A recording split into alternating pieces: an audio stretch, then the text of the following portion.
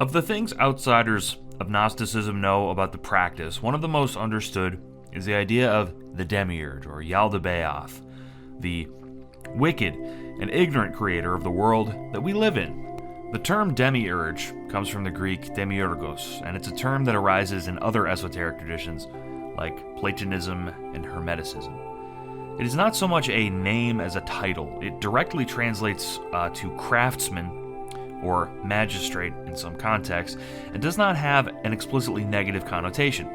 In fact, Demiurge can be thought of synonymous with crafter. In Hermeticism, for instance, the Demiurge is a good figure.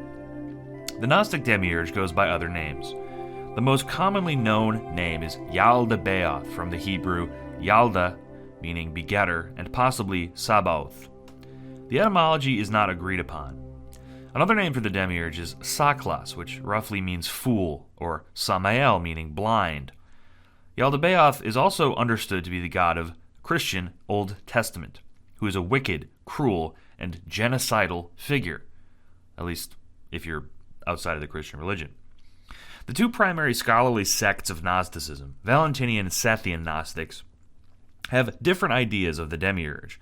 Sethians, who coined the term Yaldabaoth, see him as an explicitly evil figure, whereas Valentinians' view of the Demiurge is more in concert with the archons, or angels, and he controls the world with them. But Yaldabaoth is not evil, simply ignorant. Not a big difference, but it's there. Both sects view the Demiurge as a false ruler of the world. The myth of the Demiurge is clear, however. Looking at the world around us, we see acts of consistent evil and pain. Beauty can, of course, be found, but on the whole, even the most scenic natural vista is home to rot, decay, and creatures in deadly struggle. The most sophisticated urban sprawl, too, is home to poverty, misery, death, and disease. What sort of god, what craftsman would make a world like this?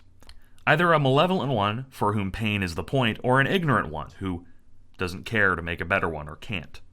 The evil or ignorance of Yaldabaoth can be further examined by reading the Old Testament of the Bible. In Christianity, or creedal Christianity, traditional Christianity, comparing God to human morality is explicit blasphemy. I do not say this lightly. Critique of God is heresy, which is historically punishable by death. Thank God it's not now. God's voluntary worshippers once would murder those who so much as dared to question him.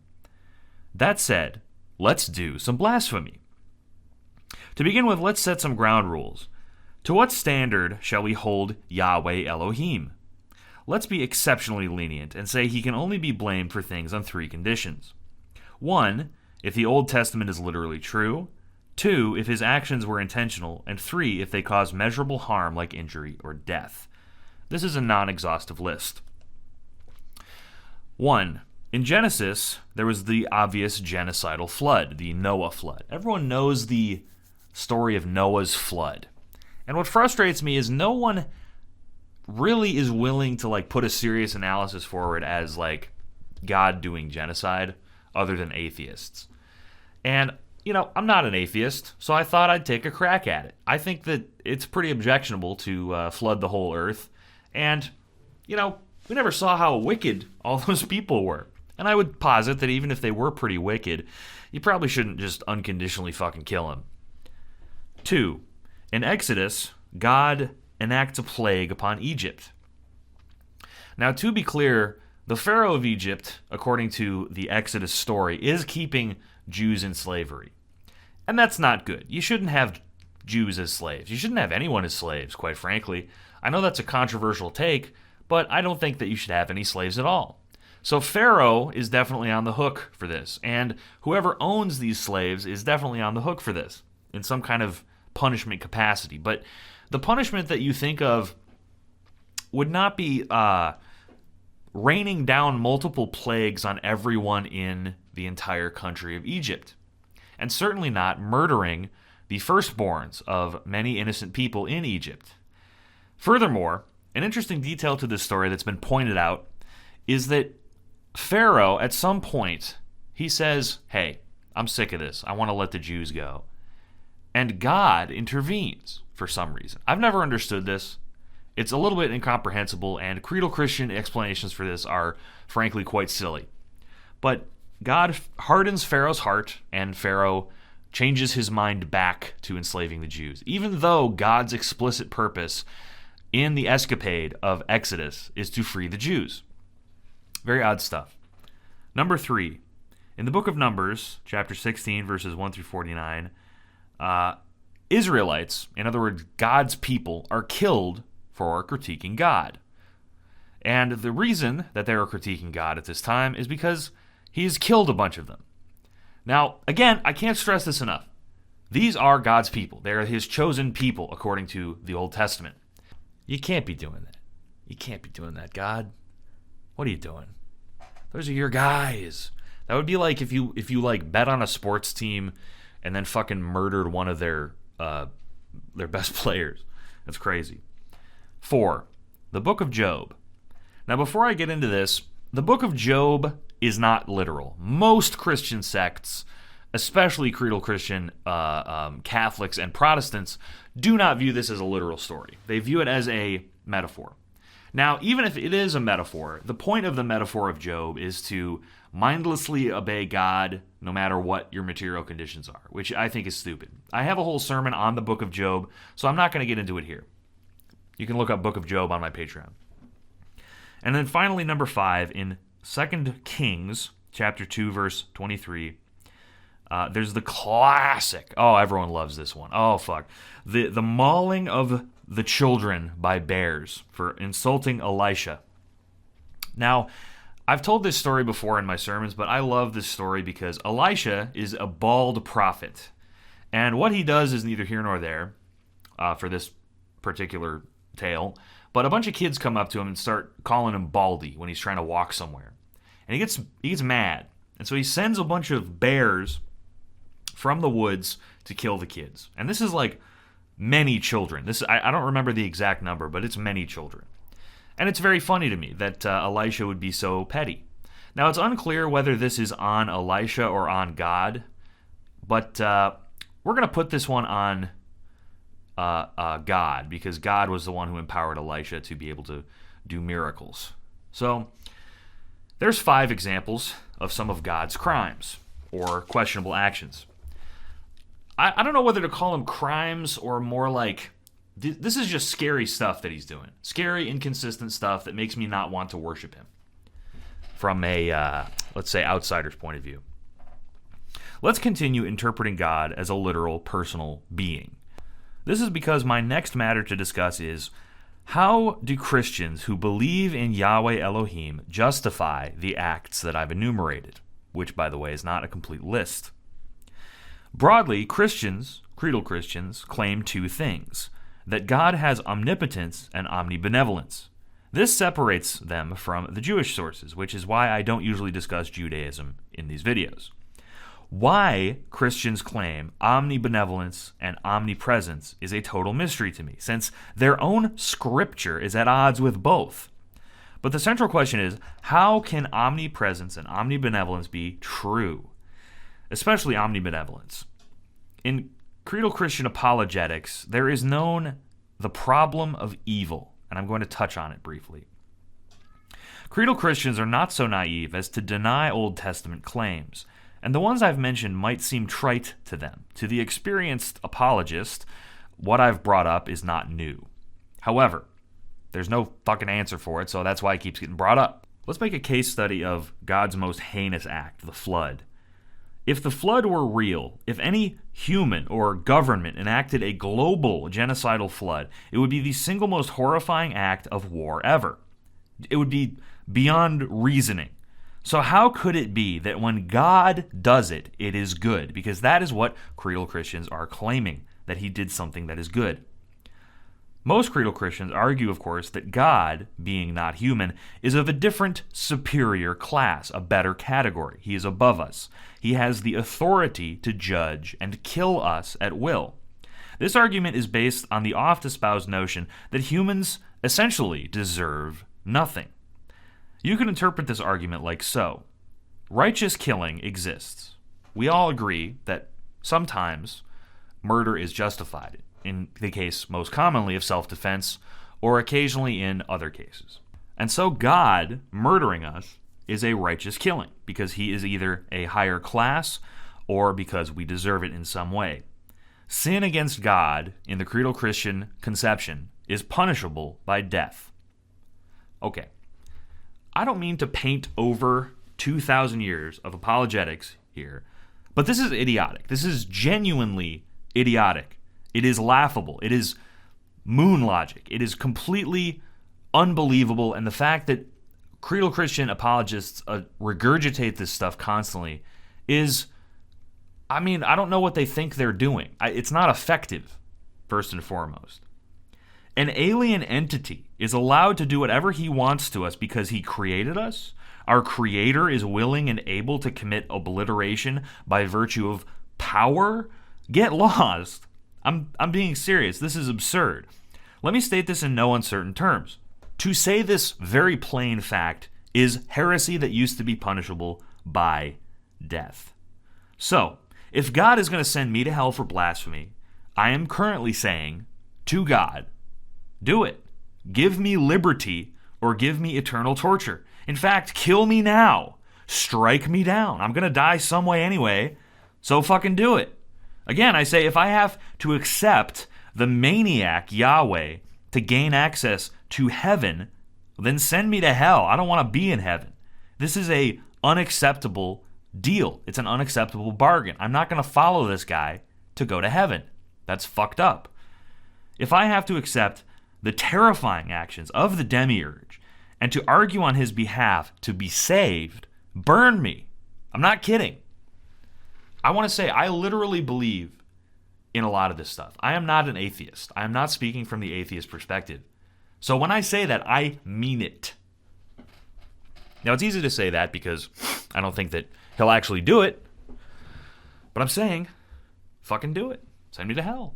I don't want to be in heaven if the price is this steep. Let me tell you this. God is in a special category of beings, but it is not above us. It is below. He has knowledge of good and evil, according to Genesis 1, so he knows the evil of his acts. If he is held to any moral standard, God is beneath us. He is a wretch. He knew the evil of the flood. That is why he promised never to flood again. He knew the evil of torturing Job, and that is why eventually he restored Job. God is a little bitch. He is a Saklas, a Samael. I pity the God who clings to our love like an abusive father. This has been my estimation of the Demiurge as a moral creature. In the following sermons, I shall show that Yaldabaoth is not merely a metaphor. In this world, people use the image of Yaldabaoth and his playbook to perpetuate real-world evil. Yaldabaoth is not just lurking in the pages of the Old Testament, no, but in your landlord, in your boss, in your president, and in the policeman. I will show you his techniques, and I will show you how to defeat them. The ending of the words is Nothi Ton Logan. After leaving slavery in Egypt, the followers of Moses camped around Mount Sinai. Moses retreated into the wilderness on the mount to commune with God and was gone for some time. During this interim, the people were lost with no spiritual leader, nor God, so they constructed an idol in the form of a golden calf. When Moses returned to see the idol, God's solution to this rather benign problem was total, unconditional genocide. His jealousy of an inanimate calf was so totalizing that it took Moses begging God to spare his people to save the Israelites from obliteration. This story puts on display God's horrifying use of fear through exclusivity. The first commandment that he sent Moses down with is of exclusivity. Thou shalt have no God over me. How can this be the primary commandment of a singular God? This exclusivity principle exists too in real-world demiurges. The old figure of the feudal monarch used claims of divinity to secure their reign and used armies against their own people when they dissented. The modern monarch, the corporate CEO, uses punitive and fear-oriented strategies to control the employees whose livelihoods they control. In the 19th and 20th centuries, an ideology of paternalism was popular among the American ruling corporate class. This ideology centered the idea of an industrialist's duty of care to his employees, to house and to feed them. Much like the figure of God to his people, the paternalist provided for his people. But this came at an exacting price. The primary construct of the paternalist ideology was the company town, an infamous stain on America's claim to equality. Company towns were small towns surrounding mining and manufacturing concerns that housed employees and were home to company-owned stores. These townsfolk were often not paid with money, but with company scrip, which could only be locally exchanged. In this way, paternalists constructed microstates for wealth extraction. How swiftly the altruism of the paternalist ideology is twisted. To the powerful, care is a synonym for control. With only scrip and no real money, the company town occupant experiences neo-slavery. The same paternalists, too, were violently anti-union, using private agencies like the Pinkerton Private Investigation Company. In particular, Andrew Carnegie and Carnegie Steel were users of union-busting strategies, even using the public National Guard in the 1892 Homestead Strike, where employees were killed. The theme emerges of humans claiming to be in an elevated position and stewards of their lessers, using violence against them. For the sharpest example of this self-destructive impulse by leaders, look no further than the Nazi Holocaust under the charismatic Hitler. This impulse towards exclusivity is not unique to the past, however. The new evolution of the dictator is the corporate CEO, the founder, and the Silicon Valley tech icon. It also endures in a brother concept of the American populist politician. These two spearheads of American evil are direct reflections of the Demiurge, humans who accept nothing less than complete compliance and unquestioning loyalty for nothing in return. Like Yahweh Elohim demanding the tabernacle be built in luxury and only appearing to dispense judgments, our billionaire class dispenses the bare minimum to buy goodwill and adopt an affect of altruism so they can exert control and enjoy lives of luxury. How do we combat this? These people may seem insurmountable to be faced, but don't forget, they are human people too. Humans just as vile and dumb as any other people. Humans on the same level as you, probably dumber. Little sheltered, fancy lads from private schools trained to pretend they have some cheap noblesse oblige while acting like psychopaths who would sooner use ice to go to war with its own country than relinquish a singular molecule of power. To combat these freaks, take heed of the fifth virtue of Sataniel, fallen angel and rebel against the Demiurge, the virtue of joyous defiance. Mock these fools. Create an air of shame and pity towards the losers and rubes that they are. This creates an environment where they lose their grip on the public as reverent entities and are lowered to their proper station of people. This strategy allows the user of it to be freed to do more tactile, Hylic rebellion when the time comes. It empowers them to enact change and to steer themselves away from becoming reliant on the demiurgic influence. Because, come on, Elon Musk, Mark Zuckerberg, fucking Trump, these people, these twerps are constantly making idiotic fuck-ups. Constantly. These are people who are well worth laughing at. If we are to be threatened by these people, even hurt or slain by them, even if we are powerless, we can still use them as the butt of the joke. But take heart, we are not powerless. If we push, the pendulum will swing back. This is not the only time things have been bad. The ending of the words is Nothi Ton Logan.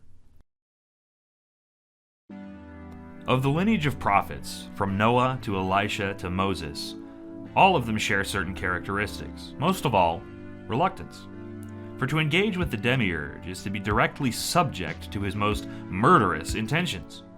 Previously, I shared the Exodus story of the golden calf from the perspective of the constituent Israelites. Now let us imagine the same escapade from the point of view of Moses himself. I ask you, how would it feel to have a boss like the Demiurge? A being who could easily lay waste to the totality of creation.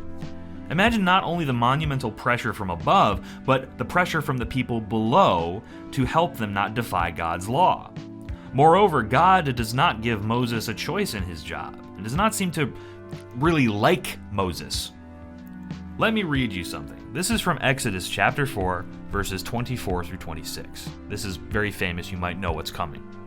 At a lodging place on the way, the Lord met Moses and was about to kill him. But Zipporah took a flint knife, cut off her son's foreskin, and touched Moses' feet with it. "Surely you are a bridegroom of blood to me," she said. So the Lord let him alone. Zipporah, for context, is Moses' wife. Now, Exodus 4 is about various signs that God shows to convince Moses to save the Jews from Pharaoh. And verse 24 occurs after Moses decides to save them. I cannot overstate how abrupt the line, "God intended to kill Moses" is. Up until this point, they were buddies. They were having, Moses was a little reluctant, but certainly God didn't want to kill him. In the same chapter, God is begging for him to help. So why does he want to kill him? It's very strange. Now, Bible scholars have come up with all kinds of claptrap to explain this. You can look it up if you're really interested. My point is that God just decides to kill Moses in the dead of night. The utility of the middlemen like Moses is clear: to scare them and to divert blame when the need arises. When Moses succeeds, it is by God's hand, but when he fails, he's just a fallible human. This way, to defer accountability could be called an accountability sink. Just like the Demiurge learned his lesson from the flood, implementing future accountability sinks, modern rulers have learned this lesson too, implementing mechanisms to defer responsibility in the modern world. If you would quickly like to become infuriated, look no further than the American banking industry. J.P. Morgan Chase, Goldman Sachs, Wells Fargo, etc., etc. All of these were embroiled in scandals during the 2009 financial crash, but their CEOs at the time, including J.P. Morgan's Jamie Dimon, maintained company positions. The financial instruments used by these companies are difficult to scrutinize, and too much material wealth is tied up in them, which is a concept called too big to fail, which was used at the time. John Strumpf of Wells Fargo stepped down from his position in a strategic move after a fake account scandal to avoid punishment. Donald Trump is a user of this strategy. For example, Elon Musk ran DOGE, the Department of Government Efficiency, and slashed popular government programs without meeting its goals. As a result, when people discuss DOGE, the failure is attributed to Musk alone. And this is very funny. However, Trump got what he desired, and he had a disposable scapegoat as well. And now Trump is making fun of him for being on Ozempic. You see what I mean last time when I said the thing about joyous defiance? This is very funny. Finally, the newest development in accountability sinks are chatbots. ChatGPT and AI at large are currently replacing human discernment, particularly Peter Thiel's Palantir. These AIs survey the country. If one of these AI systems fails, as they often do, the system itself is blamed. Do you understand how stupid that is? This is a flawless accountability sink. This is amazing. Nobody is on the hook. A robot gets to be blamed. And guess what? The robot is still being used for some reason. So, don't be distracted. Don't just look at Moses, but at God. Focus on your real enemy. See the big picture. Have clarity for those who make enemies of you. The ending of the words is Nothi Ton Logan. Do you remember the Joker? Do you remember the Joker? The Joker, everyone's favorite guy, Batman's enemy. You know the Joker. The Joker has become a symbol for the absurdity and alienation in society. the encroaching effect of being subject to a deluge of misinformation and shock content at all times. Society is constructed on its constituent members, its people, and we can observe its construction with a survey of questions. Let me ask you something to set the tone for this sermon. Do people seem healthy? Do people seem happy? Do people seem at peace? And do people seem connected? There's a lot of data to support this, if you are willing to kind of Google around. But I'm going to let you answer that for yourself. In the book of Leviticus, God outlines many laws. It is a book filled with the minutiae of rules and regulations that need to be followed by the Israelites. A total of 613 rules, some of which are legal procedures and some of which are blatant prohibitions. This is in conjunction with harsh genocidal punishments in earlier books. This creates a fear in those who would try to obey, whether Israelite or now. This permanent terror causes citizens to be browbeaten and more easily controlled. The parallel to our society I should not have to over-explain here. The fear of authority is very prevalent right now. Even when not engaged in illegal activity, most people are on edge when they encounter law enforcement, from traffic stops to TSA. Random personal identities are now outlawed, from being transgender to entering the country through unsanctioned means. Though we have a court and trial system, less than 1/10 of defendants go to trial due to the corrupt plea deal system. Governments and business both thrive on this environment of fear. Social media algorithms prioritize fear-mongering doomerism, which I've spoken out before. News promotes the most shocking and virulent stories and are paid for by the conglomerates. News media is a way to manufacture consent for vile acts by governments such as war, genocide, prejudice information, and propaganda. In short, when you are terrified, the logical part of your brain shuts off and you are more easily influenced by this propaganda. I've spoken against doomerism and prejudice before, so I will say, please realize when media is trying to agitate you and avoid it. If you do not actively seek it out, then it is being pushed upon you. Rise above feeling like shit. I cannot state this in uncertain terms. Rise above feeling like shit.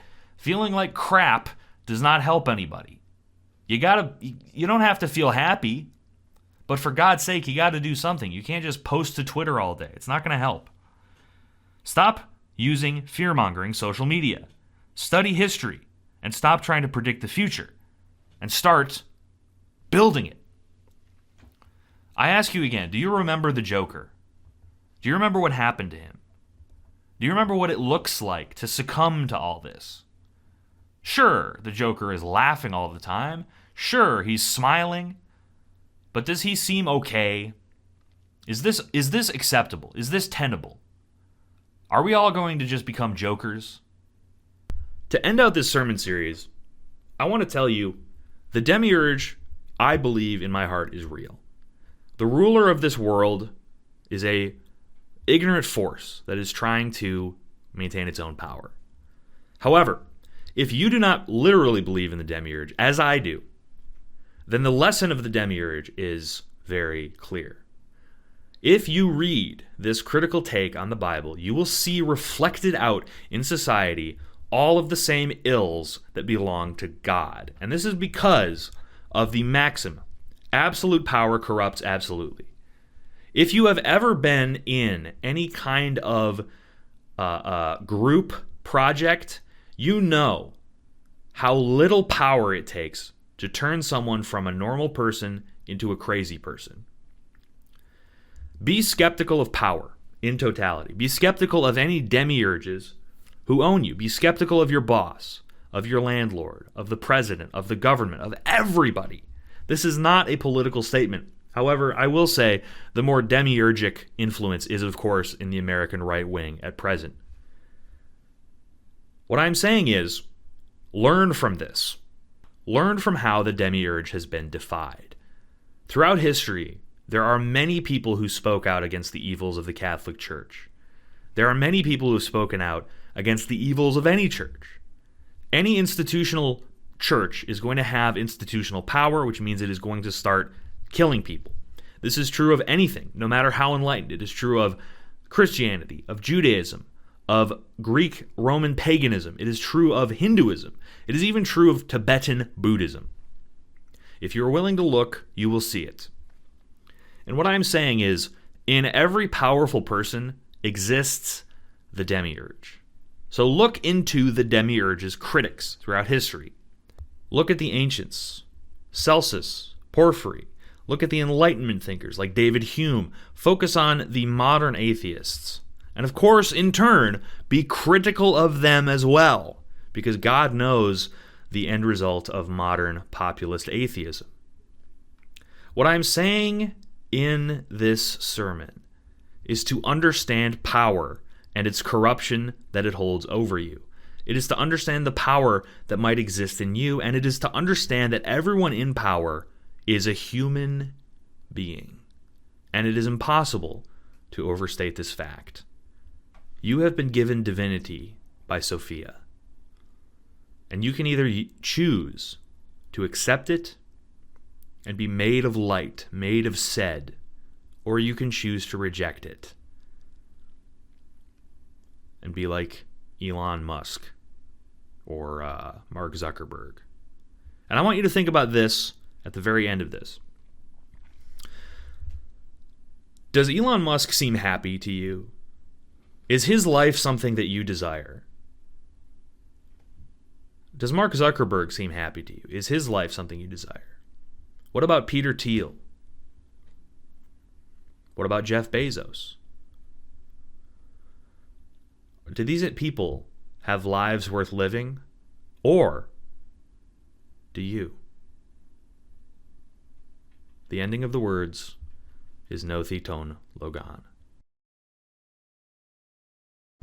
All right, this is a kind of follow-up to my previous 4 sermons on the Demiurge.